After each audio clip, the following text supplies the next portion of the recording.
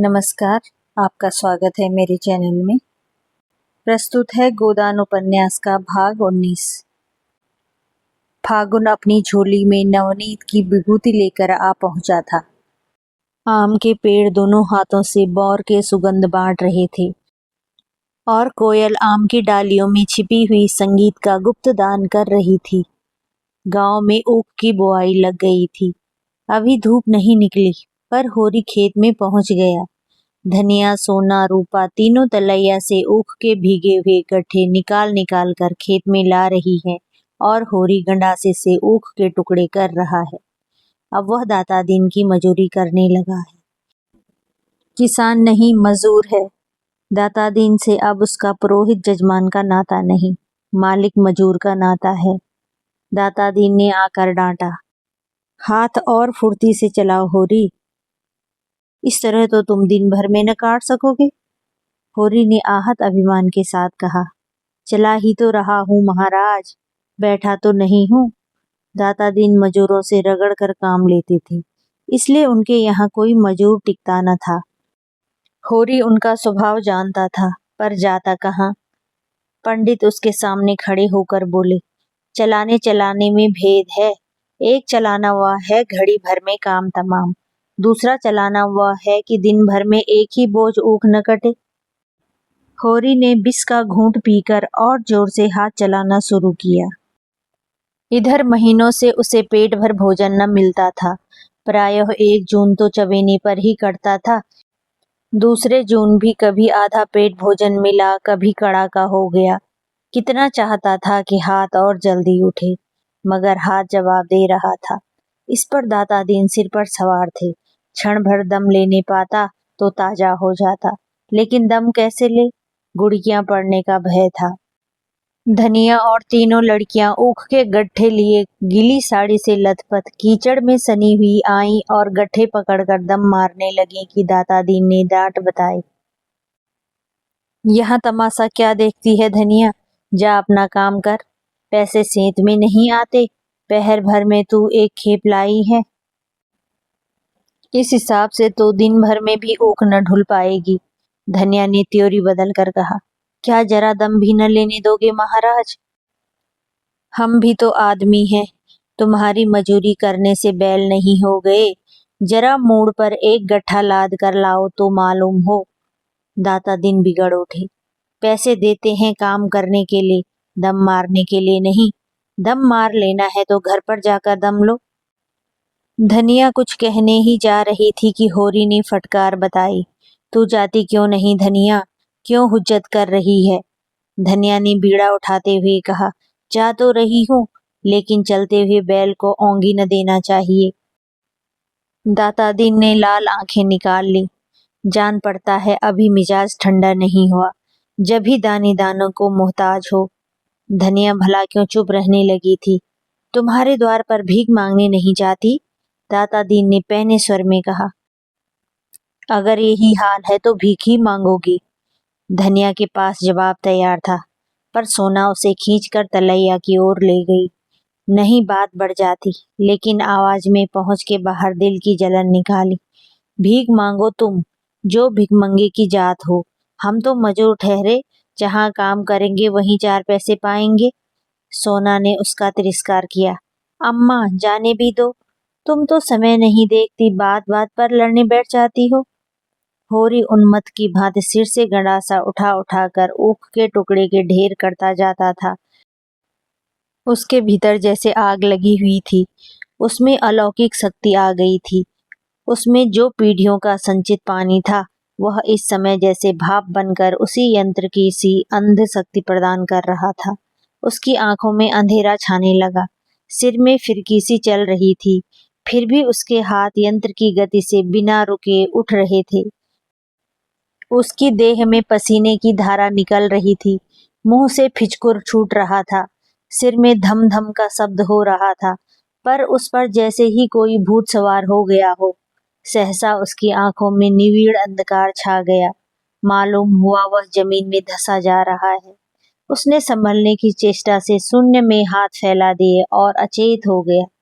गंडासा हाथ से छूट गया और वह औंधे मुंह जमीन पर पड़ गया। उसी वक्त धनिया ऊख का गट्ठा लिए आई।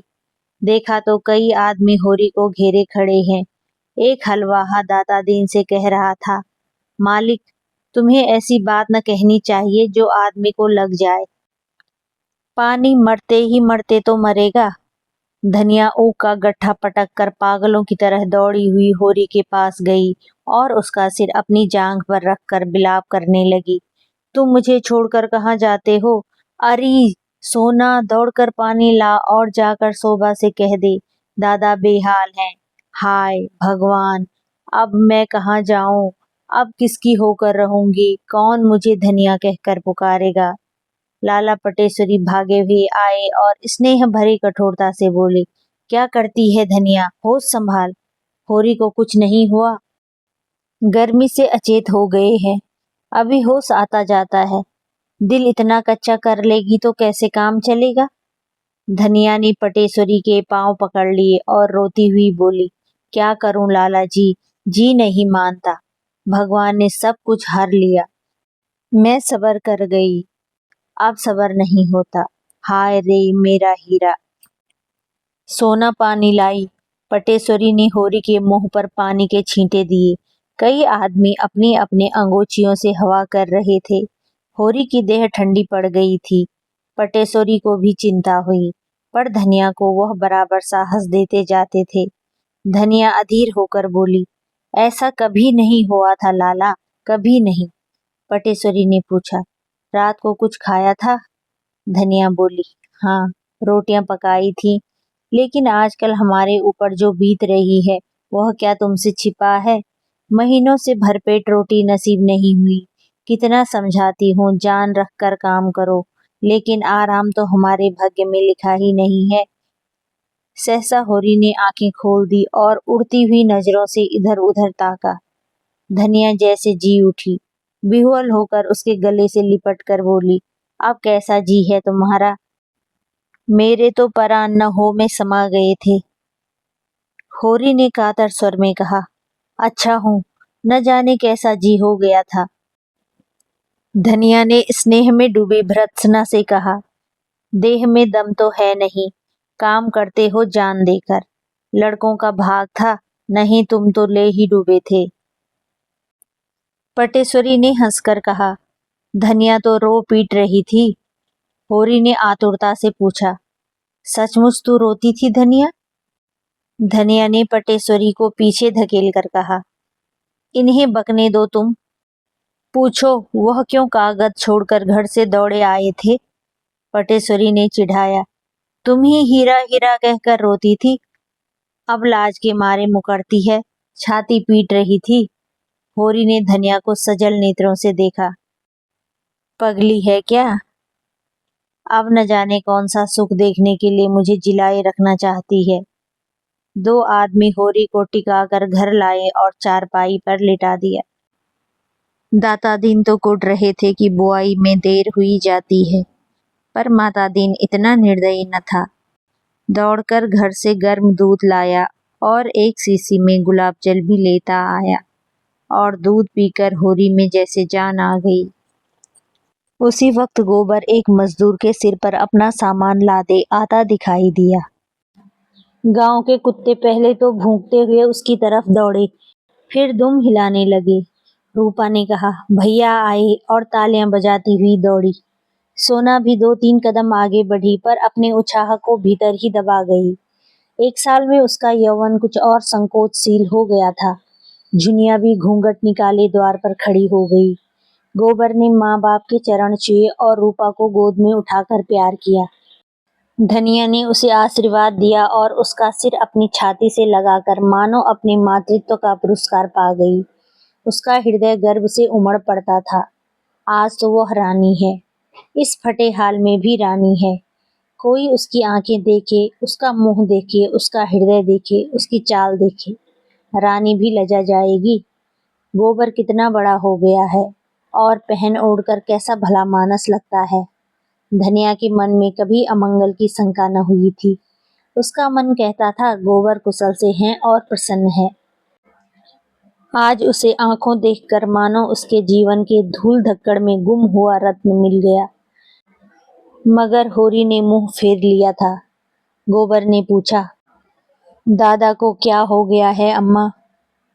धनिया घर का हाल कहकर उसे दुखी न करना चाहती थी। बोली, कुछ नहीं है बेटा, जरा सिर दर्द है। चलो कपड़े उतारो, हाथ मुंह धो। कहाँ थे तुम इतने दिन? भला इस तरह कोई घर से भागता है?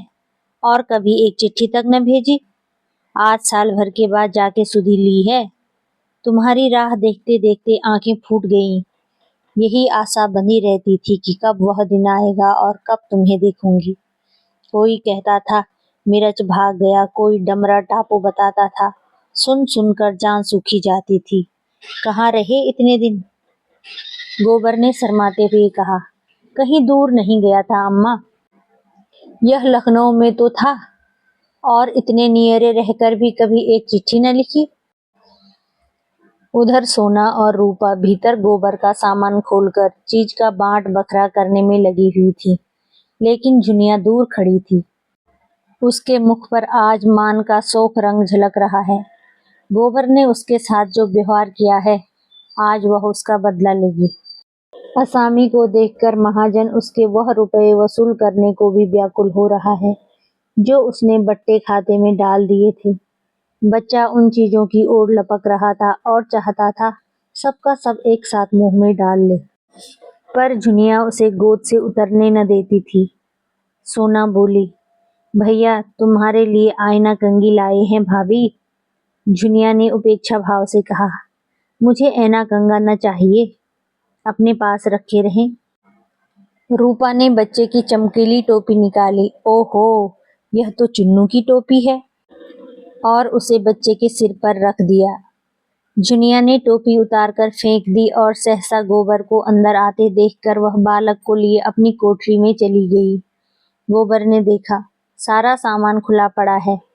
उसका जी तो चाहता है पहले जुनिया से मिलकर अपना अपराध क्षमा कराए, लेकिन अंदर जाने का साहस नहीं होता। वहीं बैठ गया और चीजें निकाल निकाल कर हर एक को देने लगा। मगर रूपा इसलिए फूल गई कि उसके लिए चप्पल क्यों नहीं लाए, और सोना उसे चिढ़ाने लगी, तू क्या करेगी चप्पल लेकर? अपनी गुड़िया से खेल। हम तो तेरी गुड़िया देखकर नहीं रोते, तू मेरा चप्पल देखकर क्यों रोती है? मिठाई बांटने की जिम्मेदारी धनिया ने अपने ऊपर ली। इतने दिनों के बाद लड़का कुशल से घर आया है, वह गांव भर में बैना बंटवाएगी। एक गुलाब जामुन रूपा के लिए ऊंट के मुंह में जीरे के समान था। वह चाहती थी हांडी उसके सामने रख दी जाए, वह कूद कूद कर खाए। अब संदूक खुला और उसमें से साड़ियां निकलने लगीं। सभी किनारदार थीं, जैसे पटेश्वरी लाला के घर में पहनी जाती हैं, मगर हैं बड़ी हल्की। ऐसी महीन साड़ियां भला कै दिन चलेंगी? बड़े आदमी जितनी महीन साड़ियां चाहे पहने। मेहरियों को बैठने और सोने के सिवा और कौन काम है? यहाँ तो खेत खलिहान सभी कुछ है। अच्छा, होरी के लिए धोती के अतिरिक्त एक दुपट्टा भी है। धनिया प्रसन्न होकर बोली, यह तुमने बड़ा अच्छा किया बेटा। इनका दुपट्टा बिल्कुल तार तार हो गया था। गोबर को उतनी देर में घर की परिस्थिति का अंदाज हो गया। धनिया की साड़ी में कई पैबंद लगे हुए थे। सोना की साड़ी सिर पर फटी हुई थी और उसमें उसके बाल दिखाई दे रहे थे। रूपा की धोती में चारों तरफ झालरें सी लटक रही थी। सभी के चेहरे रूखे, किसी की देह पर चिकनाहट नहीं। जिधर देखो विपन्नता का साम्राज्य था। लड़कियां तो साड़ियों में मगन थी। धनिया को लड़के के लिए भोजन की चिंता हुई। घर में थोड़ा सा जौ का आटा सांझ के लिए सच कर रखा हुआ था। इस वक्त तो चबेने पर कटती थी, मगर गोबर अब वह गोबर थोड़े ही है, उससे जौ का आटा खाया भी जाएगा। परदेश में जाने क्या क्या खाता पीता रहा होगा। जाकर दुलारी की दुकान से गेहूं का आटा, चावल, घी उधार लाई। इधर महीनों से सहुआइन एक पैसे की चीज भी उधार न देती थी, पर आज उसने एक बार भी न पूछा पैसे कब दोगी। उसने पूछा, गोबर तो खूब कमा के आया है ना? धनिया बोली, अभी तो कुछ नहीं खुला दीदी, अभी मैंने भी कुछ कहना उचित न समझा। हाँ, सबके लिए किनारदार साड़ियां लाया है। तुम्हारे आशीर्वाद से कुशल से लौट आया, मेरे लिए तो यही बहुत है। दुलारी ने आशीष दिया। भगवान करे जहाँ रहे कुशल से रहे। माँ बाप को और क्या चाहिए। लड़का समझदार है और छोकरों की तरह उड़ाऊ नहीं है। हमारे रुपए अभी न मिले तो ब्याज तो दे दो। दिन दिन बोझ बढ़ ही तो रहा है। इधर सोना चुन्नू को उसका फ्रॉक और टोप और जूता पहनाकर राजा बना रही थी। बालक इन चीजों को पहनने से ज्यादा हाथ में लेकर खेलना पसंद करता था। अंदर गोबर और झुनिया में मान मनोवल का अभिनय हो रहा था। झुनिया ने तिरस्कार भरी आंखों से देखकर कहा, मुझे लाकर यहाँ बिठा दिया, आप परदेश की राह ली, फिर न खोज न खबर की मरती है या जीती है। साल भर के बाद अब जाकर तुम्हारी नींद टूटी है।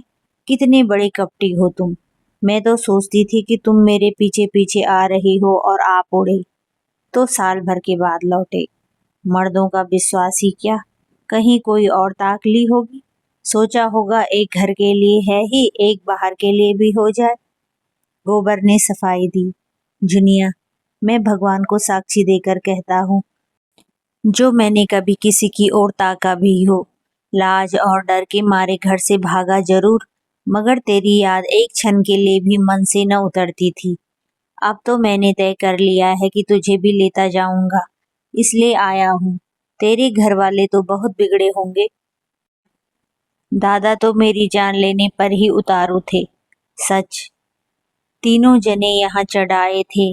अम्मा ने ऐसा डांटा कि मुंह लेकर रह गए। हाँ, हमारे दोनों बैल खोल ले गए। इतनी बड़ी जबरदस्ती, और दादा कुछ बोले नहीं। दादा अकेले किस किस से लड़ते। गांव वाले तो नहीं ले जाने देते थे, लेकिन दादा ही भलमानसी में आ गए तो और लोग क्या करते। तो आजकल खेतीबाड़ी कैसे हो रही है। खेतीबाड़ी सब टूट गई। थोड़ी सी पंडित महाराज के साझे में है, ऊख बोई ही नहीं गई। गोबर की कमर में इस समय 200 रुपए थे। उसकी गर्मी यूं भी कम न थी। यह हाल सुनकर तो उसके बदन में आग ही लग गई। बोला, तो फिर पहले मैं उन्हीं से जाकर समझता हूँ। उनकी यह मजाल कि मेरे द्वार से बैल खोल कर ले जाएं। यह डाका है, खुला हुआ डाका। 3-3 साल को चले जाएंगे तीनों। यो न देंगे तो अदालत से लूंगा, सारा घमंड तोड़ दूंगा। वह उसी आवेश में चला था कि झुनिया ने हाथ पकड़ लिया और बोली, तो चले जाना, अभी ऐसी क्या जल्दी है। कुछ आराम कर लो, कुछ खा पी लो, सारा दिन तो पड़ा है। यहाँ बड़ी बड़ी पंचायत हुई, पंचायत में 80 रुपए डांड के लगाए, 3 मन अनाज ऊपर, उसी में तो और तबाही आ गई। सोना बालक को कपड़े जूते पहना कर लाई। कपड़े पहनकर वह जैसा सचमुच राजा हो गया था। गोबर ने उसे गोद में ले लिया, पर इस समय बालक के प्यार में उसे आनंद न आया। उसका रक्त खौल रहा था और कमर के रुपए आंच और तेज कर रहे थे। वह एक एक से समझेगा। पंचों को उस पर डांड लगाने का अधिकार क्या है। कौन होता है कोई उसके बीच में बोलने वाला। उसने एक औरत रख ली तो पंचों के बाप का क्या बिगड़ा। अगर इसी बात पर वह फौजदारी में दावा कर दे तो लोगों के हाथों में हथकड़ियां पड़ जाएं। सारी गृहस्थी तहस नहस हो गई। क्या समझ लिया है उसे इन लोगों ने। बच्चा उसकी गोद में जरा सा मुस्कुराया, फिर जोर से चीख उठा, जैसे कोई डरावनी चीज देख ली हो। झुनिया ने बच्चे को उसकी गोद से ले लिया और बोली, अब जाकर नहा धो लो। किस सोच में पड़ गए। यहाँ सबसे लड़ने लगे तो एक दिन निबाह न हो। जिसके पास पैसे हैं वही बड़ा आदमी है, वही भला आदमी। पैसे न हो तो उस पर सभी रोब जमाते हैं। मेरा गधापन था कि घर से भागा, नहीं देखता कैसे कोई एक ढीला डांड लेता है। शहर की हवा खा आए हो, तभी तो बातें सूझने लगी हैं। नहीं घर से भागते क्यों। यही जी चाहता है कि लाठी उठाऊं और पटेश्वरी, दातादीन, झिंगुरी सब सालों को पीट कर गिरा दूं और उनके पेट से रुपए निकाल लूं। रुपए की बहुत गर्मी चढ़ी है साइत। लाओ निकालो, देखूं इतने दिन में क्या कमा लाए हो। उसने गोबर की कमर में हाथ लगाया। गोबर खड़ा होकर बोला, अभी क्या कमाया। हाँ, अब तुम चलोगी तो कमाऊंगा। साल भर तो शहर का रंग ढंग पहचानने ही में लग गया। अम्मा जाने देंगी तब तो। अम्मा क्यों न जाने देंगी? उनसे मतलब? वाह, मैं उनकी राजी बिना न जाऊंगी। तुम तो छोड़कर चले बने, और मेरा कौन था यहाँ? वह अगर घर में न घुसने देती तो मैं कहाँ जाती? जब तक जीऊंगी उनका जस गाऊंगी, और तुम भी क्या परदेसी करते रहोगे? और यहाँ बैठकर क्या करूँगा? कमाओ और मरो, इसके सिवा यहाँ और क्या रखा है? थोड़ी सी अकल हो और आदमी काम करने से न डरे तो वहाँ भूखों नहीं मर सकता। यहाँ तो अकल कुछ काम ही नहीं करती। दादा क्यों मुंह फुलाए हुए हैं? अपने भाग बखानों की मुंह फुलाकर छोड़ देते हैं। तुमने उपद्रव तो इतना बड़ा किया था कि उस क्रोध में पा जाते तो मुंह लाल कर देते। तो तुम्हें भी खूब गालियां देते होंगे। कभी नहीं, भूल कर भी नहीं। अम्मा तो पहले बिगड़ी थी, लेकिन दादा ने तो कभी कुछ नहीं कहा। जब बुलाते हैं बड़े प्यार से, मेरा सिर भी दुखता है तो बेचैन हो जाते हैं।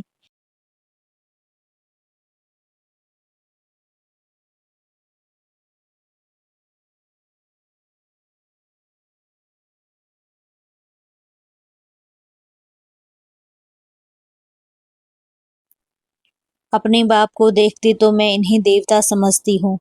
अम्मा को समझाया करते हैं, बहू को कुछ न कहना। तुम्हारे ऊपर सैकड़ों बार बिगड़ चुके हैं कि इसे घर में बिठाकर आप न जाने कहाँ निकल गया। आजकल पैसे पैसे की तंगी है। ऊख के रुपए बाहर ही बाहर उड़ गए। अब तो मजूरी करनी पड़ती है। आज बेचारे खेत में बेहोश हो गए। रोना पीटना मच गया। तब से पड़े हैं। मुंह हाथ धोकर और खूब बाल बनाकर गोबर गांव का दिग्विजय करने निकला। दोनों चाचाओं के घर जाकर राम राम कर आया, फिर और मित्रों से मिला। गांव में कोई विशेष परिवर्तन न था।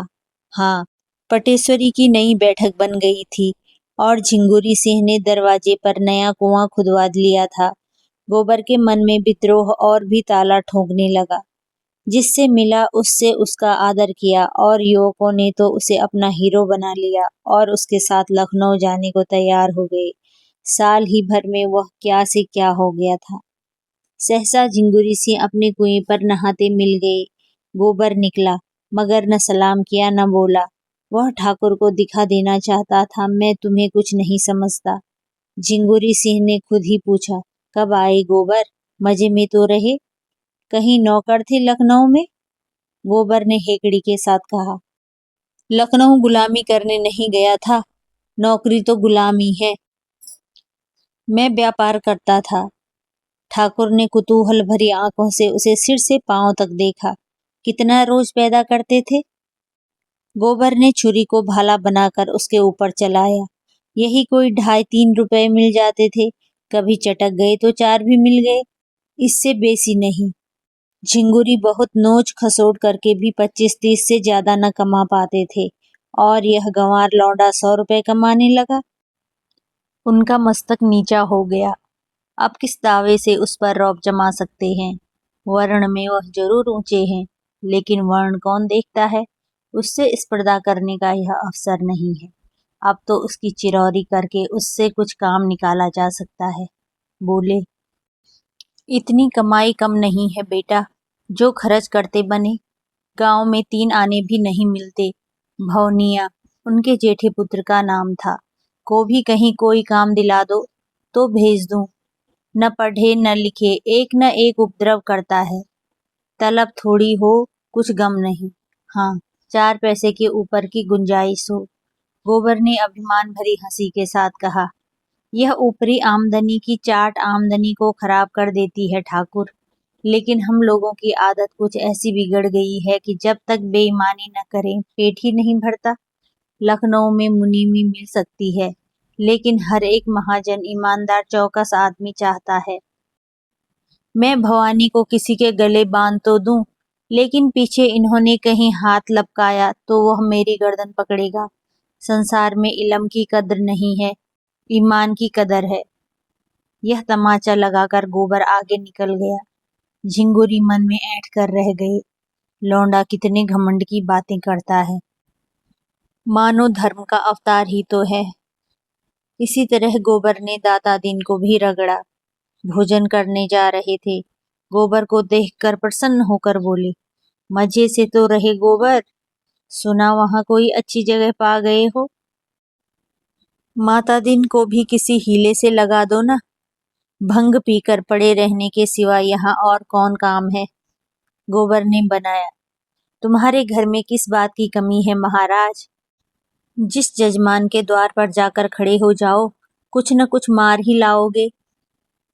जन्म में लो, मरण में लो, शादी में लो, गमी में लो, खेती करते हो, लेन देन करते हो, दलाली करते हो, किसी से कुछ भूल चूक हो जाए तो डांड लगाकर उसका घर लूट लेते हो। इतनी कमाई से पेट नहीं भरता, क्या करोगे बहुत सा धन बटोर कर के साथ ले जाने की कोई जुगत निकाल ली है। दाता दिन ने देखा, गोबर कितनी ढिठाई से बोल रहा है, अदब और लिहाज जैसे भूल गया। अभी शायद नहीं जानता कि बाप मेरी गुलामी कर रहा है। सच है, छोटी नदी को उमड़ते देर नहीं लगती, मगर चेहरे पर मैल नहीं आने दिया। जैसे बड़े लोग बालकों से मूछें उखड़वा कर भी हंसते हैं, उन्होंने भी इस फटकार को हंसी में लिया और विनोद भाव से बोले, लखनऊ की हवा खा के तू बड़ा चंट हो गया गोबर। ला, क्या कमा के लाया है, कुछ निकाल। सच कहता हूँ गोबर, तुम्हारी बहुत याद आती थी। अब तो रहोगे कुछ दिन। हाँ, अभी तो रहूंगा कुछ दिन। उन पंचों पर दावा करना है जिन्होंने डांड के बहाने मेरे 150 रुपए हजम किए हैं। देखूं कौन मेरा हुक्का पानी बंद करता है और कैसे बिरादरी मुझे जात से बाहर करती है। यह धमकी देकर वह आगे बढ़ा। उसकी हेकड़ी ने उसके युवक भक्तों को रोब में डाल दिया था। एक ने कहा, कर दो नालिश गोबर भैया, बुढ़ा काला सांप है, जिसको काट ले मंतर नहीं। तुमने अच्छी डांट बताई, पटवारी के कान भी जरा गरमा दो। बड़ा मुतफन्नी है दादा, बाप बेटे में आग लगा दे, भाई भाई में आग लगा दे, कारिंदे से मिलकर असमियों का गला काटता है। अपने खेत पीछे जोत, पहले उसके जोत दो, अपनी सिंचाई पीछे करो, पहले उसकी सिंचाई कर दो। गोबर ने मूंछों पर ताव देकर कहा, मुझसे क्या कहते हो भाई, साल भर में भूल थोड़ी ही गया, यहाँ मुझे रहना ही नहीं है। नहीं एक एक को नचाकर छोड़ता। अब की होली धूमधाम से मनाओ और होली का स्वांग बनाकर इन सबों को खूब भिगो भिगो कर लगाओ। होली का प्रोग्राम बनने लगा। खूब भंग घूटे, दूधिया भी, नमकीन भी और रंगों के साथ कालिख भी बने और मुखियों के मुंह पर कालिख ही पोती जाए। होली में कोई बोल ही क्या सकता है। फिर स्वांग निकले और पंचों की भद उड़ाई जाए। रुपए पैसे की कोई चिंता नहीं, गोबर भाई कमा कर आए हैं। भोजन करके गोबर भोला से मिलने चला। जब तक अपनी जोड़ी लाकर अपने द्वार पर न बांध दे उसे चैन नहीं, वह लड़ने मरने को तैयार है। होरी ने कातर स्वर में कहा, राड मत बढ़ाओ बेटा, भोला गोई ले गए, भगवान उनका भला करे, लेकिन उनके रुपए तो आते ही थे। गोबर ने उत्तेजित होकर कहा, दादा तुम बीच में न बोलो, उनकी गाय 50 की थी, हमारी गोई 150 में आई थी। 3 साल हमने जोती, फिर भी 100 की थी ही। वह अपने रुपए के लिए दावा करते, डिग्री कराते या जो चाहते कहते, हमारे द्वार से जोड़ी क्यों खोल ले गए। और तुम्हें क्या कहूँ, इधर गोई खो बैठे, उधर 150 रुपए डांड के भरे। यह है गऊ होने का फल। मेरे सामने जोड़ी खोल ले जाते तो देखता, तीनों को यहाँ जमीन पर सुला देता और पंचों से तो बात तक न करता। देखता कौन मुझे बिरादरी से अलग करता है, लेकिन तुम बैठे ताकते रहे। होरी ने अपराध की भांति सिर झुका लिया, लेकिन धनिया यह अनीति कैसे देख सकती थी। बोली, बेटा तुम भी अंधेर करते हो, हुक्का पानी बंद हो जाता तो गांव में निर्वाह होता। जवान लड़की बैठी है, उसका भी कहीं ठिकाना लगाना है कि नहीं। मरने जीने में आदमी बिरादरी। गोबर ने बात काटी, हुक्का पानी सब तो था, बिरादरी में आदर भी था, फिर मेरा ब्याह क्यों नहीं हुआ। बोलो। इसलिए कि घर में रोटी न थी। रुपए हो तो न हुक्का पानी का काम है न जात बिरादरी का। दुनिया पैसे की है, हुक्का पानी कोई नहीं पूछता। धनिया तो बच्चे का रोना सुनकर भीतर चली गई और गोबर भी घर से निकला। होरी बैठा सोच रहा था, लड़के की अक्ल जैसे खुल गई है। कैसी बेलाग बात करता है। उसकी चक्र बुद्धि में होरी के धर्म और नीति को परास्त कर दिया था। सहसा होरी ने उससे पूछा, मैं भी चला चलूं? मैं लड़ाई करने नहीं जा रहा हूँ दादा। डरो मत, मेरी ओर तो कानून है। मैं क्यों लड़ाई करने चला? मैं भी चलूं तो कोई हरज है? हाँ, बड़ा हरज है। तुम बनी बात बिगाड़ दोगे। होरी चुप हो गया और गोबर चल दिया। 5 मिनट भी न हुए होंगे कि धनिया बच्चे को लिए बाहर निकली और बोली, क्या गोबर चला गया अकेले? मैं कहती हूँ तुम्हें भगवान कभी बुद्धि देंगे या नहीं? भोला क्या सहज में गोई देगा? तीनों उस पर टूट पड़ेंगे बाज की तरह। भगवान ही कुशल करें। अब किससे कहूँ? दौड़कर गोबर को पकड़ लो। तुमसे तो मैं हार गई। होरी ने कोने से डंडा उठाया और गोबर के पीछे दौड़ा। गांव बाहर आकर उसने निगाह दौड़ाई। एक क्षीण सी रेखा क्षितिज से मिली हुई दिखाई दी। इतनी ही देर में गोबर इतनी दूर कैसे निकल गया? होरी की आत्मा उसे धिक्कारने लगी। उसने क्यों गोबर को रोका नहीं? अगर वह डांट कर कह देता, भोला के घर मत जाओ, गोबर कभी न जाता। और अब उससे दौड़ा भी तो नहीं जाता। वह हार कर वहीं बैठ गया और बोला, उसकी रक्षा करो महावीर स्वामी। गोबर उस गांव में पहुंचा तो देखा कुछ लोग बरगद के नीचे बैठे जुआ खेल रहे हैं। उसे देखकर लोगों ने समझा पुलिस का सिपाही है। कौड़ियां समेटकर भागे कि सहसा जंगी ने उसे पहचान कर कहा, अरे यह तो गोवर्धन है। गोबर ने देखा जंगी पेड़ की आड़ में खड़ा झांक रहा है। बोला, डरो मत जंगी भैया, मैं हूँ। राम राम, आज ही आया हूँ। सोचा चलूं सबसे मिलता आऊं, फिर न जाने कब आना हो। मैं तो भैया तुम्हारे आशीर्वाद से बड़े मजे में निकल गया। जिस राजा की नौकरी में हूँ उन्होंने मुझसे कहा कि 1-2 आदमी मिल जाए तो लेते आना, चौकीदारी के लिए चाहिए। मैंने कहा, सरकार ऐसे आदमी दूंगा कि चाहे जान चली जाए। मैदान से हटने वाले नहीं। इच्छा हो तो मेरे साथ चलो, अच्छी जगह है। जंगी उसका ठाट बाट देखकर रोब में आ गया। उसे कभी चमरौधे जूते भी मयस्सर नहीं हुए थे और गोबर चमाचम बूट पहने हुए था।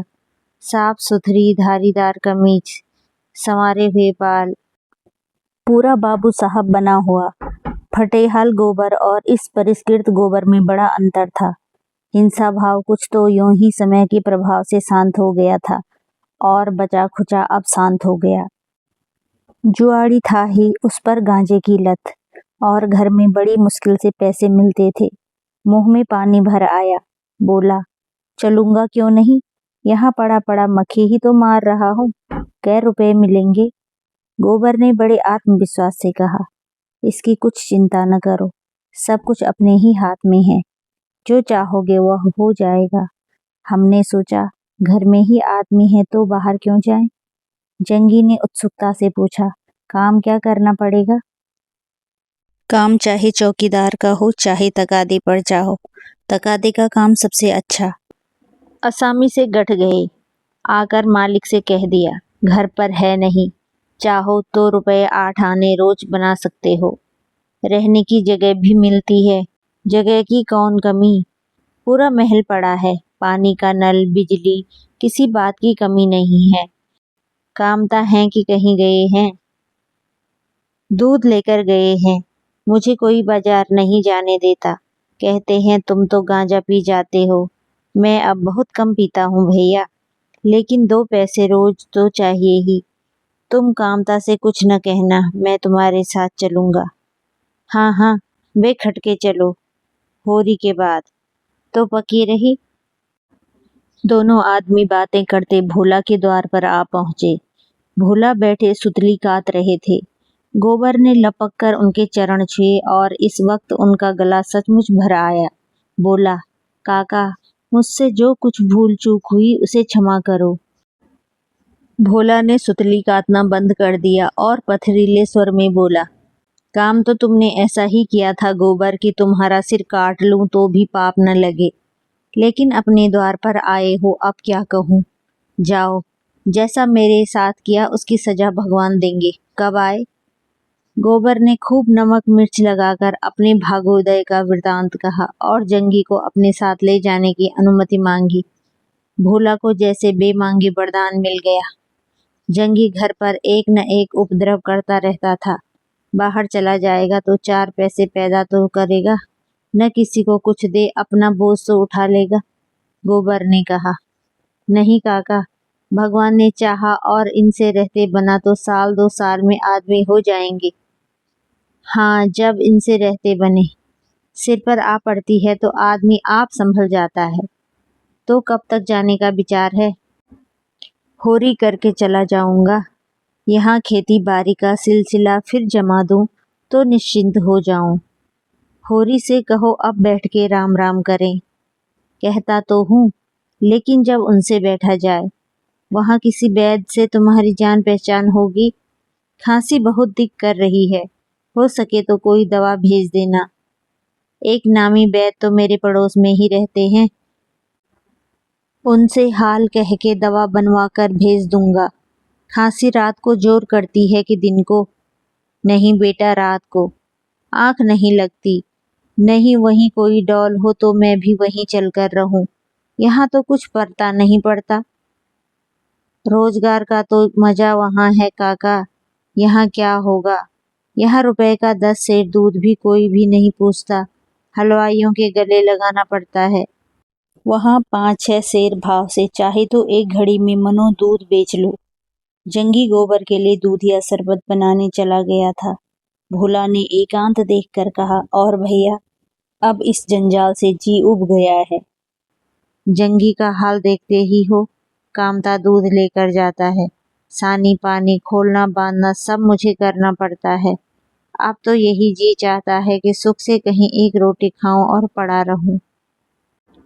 कहाँ तक हाय हाय करूं, रोज लड़ाई झगड़ा, किस किस के पांव सहलाऊं। खांसी आती है, रात को उठा नहीं जाता, पर कोई एक लोटे पानी को भी नहीं पूछता। पगहिया टूट गई है, मुदा किसी को इसकी सुधि नहीं है। जब मैं बनाऊंगा तभी बनेगी। गोबर ने आत्मीयता के साथ कहा, तुम चलो लखनऊ काका, 5 सेर का दूध बेचो नकद। कितने ही बड़े बड़े अमीरों से मेरी जान पहचान है। मन भर दूध को निकासी का जिम्मा मैं लेता हूँ। मेरी चाय की दुकान भी है। 10 सेर दूध तो मैं ही नित लेता हूँ। तुम्हें किसी तरह का कष्ट न होगा। जंगी दूध या शरबत ले आया। गोबर ने एक गिलास शरबत पीकर कहा, तुम तो खाली सांझ सवेरे चाय की दुकान पर बैठ जाओ काका, तो 1 रुपए कहीं नहीं गया है। भोला ने 1 मिनट के बाद संकोच भरे भाव से कहा, क्रोध में बेटा आदमी अंधा हो जाता है। मैं तुम्हारी गोई खोल लाया था, उसे लेते जाना। यहाँ कौन खेती बाड़ी होती है। मैंने तो एक नई गोई ठीक कर ली है काका। नहीं नहीं, नई गोई लेकर क्या करोगे, इसे लेते जाओ, मैं तो तुम्हारे रुपए भिजवा दूंगा। रुपये कहीं बाहर थोड़े ही है बेटा, घर में ही तो हैं। बिरादरी का ढकोसला है, नहीं तुम में और हम में कोई भेद है। सच पूछो तो मुझे खुश होना चाहिए था कि जुनिया भले घर में है, आराम से है, और मैं उसके खून का प्यासा बन गया था। संध्या के समय गोबर यहाँ से चला तो गोई उसके साथ थी और दही की 2 हांडियां लिए जंगी पीछे पीछे आ रहा था। 19वां भाग यहीं पर समाप्त होता है। फिर मिलते हैं 20वें भाग में।